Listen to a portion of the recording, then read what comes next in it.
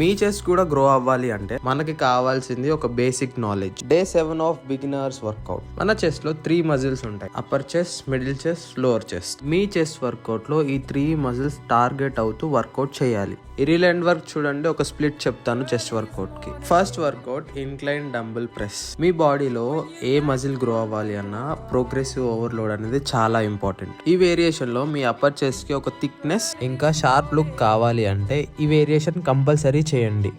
Second variation peg dead flies. ఈ variation లో మీ inner and middle chest ని చాలా బాగా టార్గెట్ చేసింది. ఇన్నర్ చెస్ట్ థిక్నెస్ ఇంకా చెస్ట్ లైన్ కావాలి అంటే ఈ వర్కౌట్ చాలా బాగా యూస్ఫుల్ అవుతుంది. Third variation decline dumbbell chest press. ఈ వేరియేషన్ లో మెయిన్ గా టార్గెట్ చేసేది లోవర్ చెస్ట్. మీ లోవర్ చెస్ట్ కి థిక్నెస్ ఇంకా ఒక రౌండ్ లుక్ కావాలి అంటే ఈ వర్కౌట్ అనేది కంపల్సరీ చేయండి. Fourth variation cable chest flies. ఈ వేరియేషన్ లో మేజర్ గా మీ లోవర్ చెస్ట్ అనేది టార్గెట్ చేసిద్ది. మీ లోవర్ చెస్ట్ కి ఒక మంచి డెఫినేషన్ అండ్ షార్ప్ లుక్ కావాలి అంటే ఈ వర్కౌట్ అనేది కంపల్సరీ చేయండి. లాస్ట్ లో ఇఫ్ పాసిబుల్స్ ఒక 50 డిప్స్ కొట్టండి. మీ చెస్ట్ గ్రో అవ్వాలి అంటే ప్రతి వర్కౌట్ చాలా ఫోకస్డ్ గా చేయండి. నెక్స్ట్ రీల్ లో చెస్ట్ కి ఇంకో స్ప్లిట్ చెప్తాను.